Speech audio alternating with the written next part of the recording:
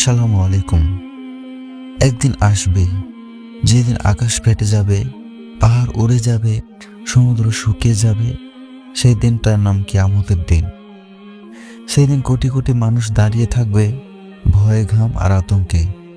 আর ঠিক সেই ভয়ঙ্কর মুহূর্তে একটা ঘোষণা শোনা যাবে আসমান থেকে, জান্নাতে প্রথম যাকে ডাকা হবে সে কে? এই ভিডিওটি শেষ পর্যন্ত শুনুন, কারণ আপনি হয়তো ভাবছেন সে হবে কোনো বড় আলেম কিংবা কোনো রাজা, কিন্তু বাস্তবতা আপনাকে কাঁদাবে। কিয়ামতের ভয়াবহ দৃশ্য। সেদিন মানুষ বলবে, নাফসি নাফসি। নিজেকে ছাড়া কেউ কাউকে চিনবে না। মা সন্তানকে ভুলে যাবে, ভাই ভাইকে চিনবে না। সূর্য থাকবে মাথার একেবারে কাছে, মানুষ ডুবে যাবে নিজের ঘামে। ঠিক তখন আল্লাহ তাআলা ফেরেশতাদের দিয়ে ঘোষণা করাবেন, আজ আমি বিচার শুরু করব। সবাই অপেক্ষা